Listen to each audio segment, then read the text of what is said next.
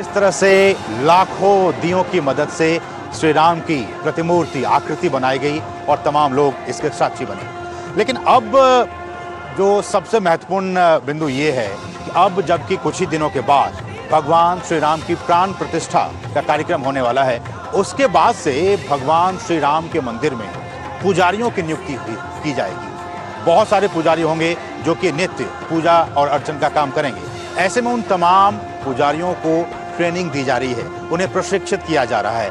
कैसे उन्हें प्रशिक्षित किया जा रहा है, हमारे सहयोगी निखिल सिंह ने श्री राम मंदिर के महंत से खास बातचीत की है। आइए वो आपको हम सुनाते हैं।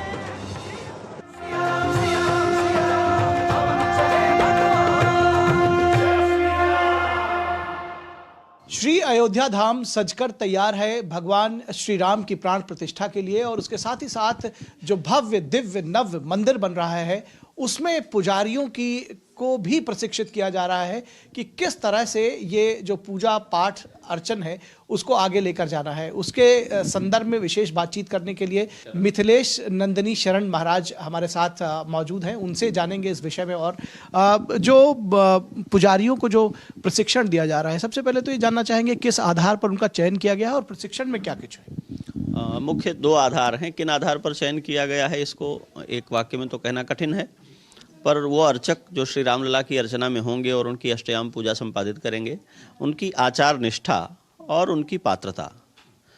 पात्रता का अर्थ है कि भगवान के मंत्र से दीक्षित हों, सदगुरु के द्वारा दीक्षित हों, सुयोग्य गुरुकुल में शिक्षा प्राप्त की हो, वेद के मंत्रों का, आगम के सिद्धांतों का स्वाध्याय करने, उसको समझने में सक्षम हो।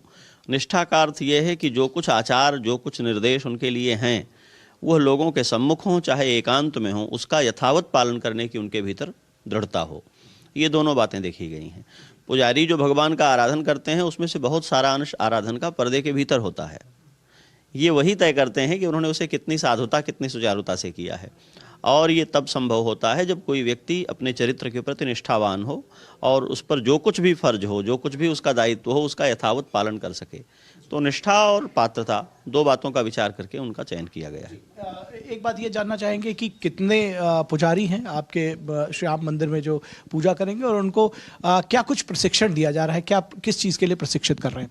कितने पुजारी हैं ये बात तो निश्चित करना कठिन है। अभी 21 प्रशिक्षु हैं जो प्रशिक्षण ले रहे हैं। आगे तीर्थ क्षेत्र को कितने अर्चकों की आवश्यकता होती है, इसके आधार पर वो अपनी नई प्रक्रिया करेंगे और चयन करेंगे। तो आज कोई पहले से निर्धारित संख्या उस बारे में नहीं है। दूसरी बात, प्रशिक्षण उन्हें क्या दिया जा रहा है, तो एक अर्चा पद्धति भगवान की, श्री सीताराम जी की और बाल रूप श्री राम जी की वहाँ पर प्रबंधित करके दी गई है। वो पहले से विद्यमान पद्धति है वेद उपनिषद की, शास्त्रों की। उसको श्री राम जी की दृष्टि से उनकी इस मंदिर में पूजा की, जैसे अब आप ये प्रश्न कर सकते हैं कि इसमें नई दृष्टि क्या है। नई दृष्टि ये है कि वहाँ रामलला हैं, बाल रूप राम जी विराजमान हैं। तो बाल रूप राम जी विराजमान हैं तो बालकोचित सेवा क्या हो सकती है, इस बात का ध्यान रखा गया है।